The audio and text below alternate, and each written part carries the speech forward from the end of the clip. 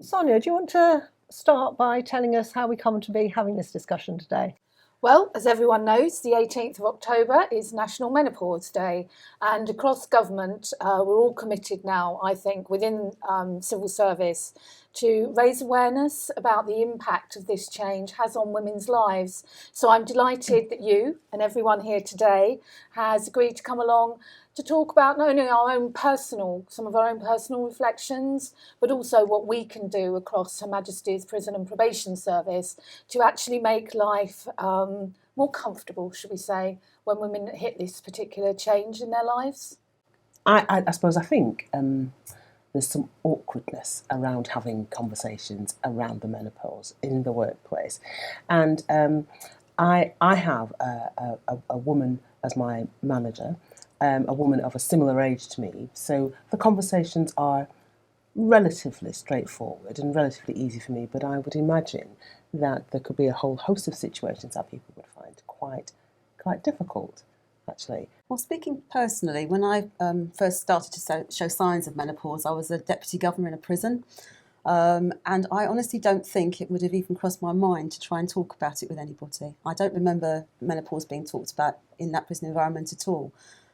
So I struggled on, I carried on, and I made myself cope, and I made myself do what I needed to do. I do wonder how easy it is to deal with menopause if you're a prison officer, out on landings, possibly lining a route to movement, not allowed to move because you're part of the security arrangements. It must be so much harder, I think, for somebody that's performing those duties to cope at work.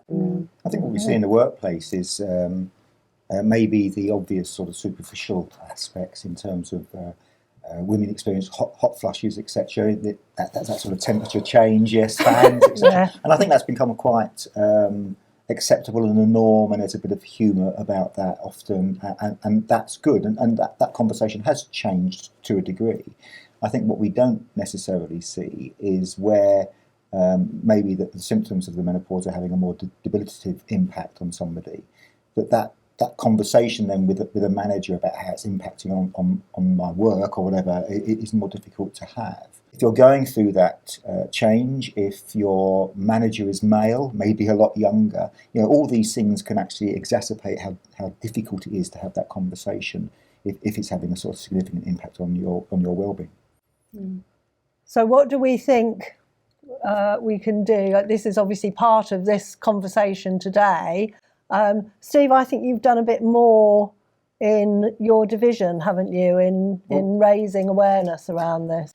And so we put some stuff out. I have a weekly magazine, and so we aired that. And I suppose, from a leadership perspective, just in being able to put that out in a public way, it just starts that conversation.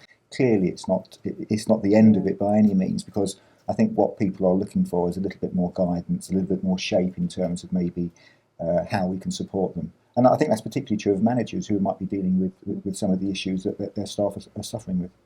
And certainly I think the HMPPS toolkit that's going to be produced will kind of capture some of those tips. But I think it'll also make sure that we don't kind of do a blanket assumption that all women go through the menopause in a similar way. I think there is something about trying to normalise the conversation. Yeah. Just we can't assume that conversations aren't happening at the moment, but if it were a normal thing to talk about over coffee or in the staff room or wherever, and for managers to see it as a normal thing to talk about in supervision, should the person want to talk about it.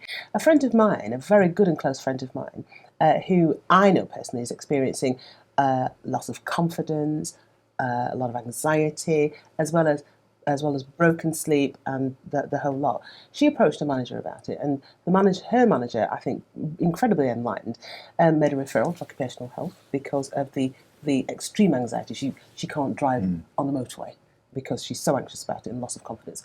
Made a referral to occupational health, and from that has come a range of small things that will enable her to manage in the workplace. So, for example, rescheduling meetings at different start times, and just acknowledging and accepting that actually this change is having a significant impact on you, and there are small measures that we can put in place that will help you to function. Which I think is really, really positive. Yeah, what's that on? I agree. I think the toolkit will bring some structure to allow those conversations to happen for people that are feeling awkward about it. Yeah. You've got something in front of you that you can use to have those conversations and to, if necessary, make referrals and the other things that might come out of that. So I'm really looking forward to seeing this toolkit published. And different environments might feel different in terms of how able you feel to do that, do you think? Yeah, and I think also recognising that you might have to work differently. I mean, that bit about the memory loss, I know in my office sometimes we just kind of look at each other sometimes because we're women of a certain age and go, can you remember? No, neither can I. So you just have to, I mean, I've certainly started to use, which I never used to do when I was younger, is I make a lot more notes now and carry a notepad around with me because I recognise that's just one of the impacts of that it's had on the way that I kind of operate. So, and I wonder if one of the reasons that it isn't widely talked about. This is a great starter, isn't it, to encourage conversation. But I wonder if it's because there is a feeling that actually, if it somehow it's not being talked about, then it's not a big issue for a majority of women, and that would make those who are really experiencing symptoms feel quite bad about it, and would add to feelings of loss of confidence and feelings of anxiety. So I wonder if that plays into it as well, because we know that loss of confidence can be one of the symptoms of the menopause. I also think inability to manage emotions as you would perhaps have managed them before and after the menopause is really important, because in a prison environment in particular, there is so much that you have to confront, you have to deal with, where if your emotions aren't quite right and you're reacting in an irrational way perhaps, it can have a big impact. And I think it is really important we recognise that and help people to think that one through, because we all try and cope, but if those irrational emotions are kicking in, it's very difficult in that pressured environment. So sounds like there's some things that are happening which we need to carry on doing, some conversations happening already. There's stuff perhaps we need to do differently, more of? Maybe there's something about not just your line manager, or it could be any manager that you have a relationship with, or a colleague who would advocate on your behalf. But I would say to any woman who's experiencing symptoms that they are struggling with, don't struggle alone.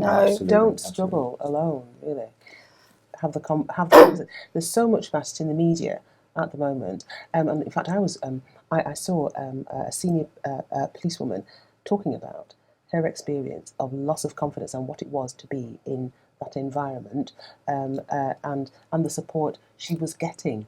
And I'd like to think that this is the starting point of a discussion which is about support for women and women who are experiencing the menopause. across the whole of HMPPS Across as well. the whole of HMPPS. So that it doesn't matter if you work in youth custody or headquarters or prisons or community, that actually that toolkit when it arrives is as applicable to everybody. Yes. Yeah. Yeah. And we do have support mechanisms for staff that they can engage with already, don't we? So again, if you don't, if a member of staff doesn't want to talk to a manager, there is employee assistance that they can access confidentially, and so that's important as well. But it's just great. What a relief to be able to talk about it. It's great. It is.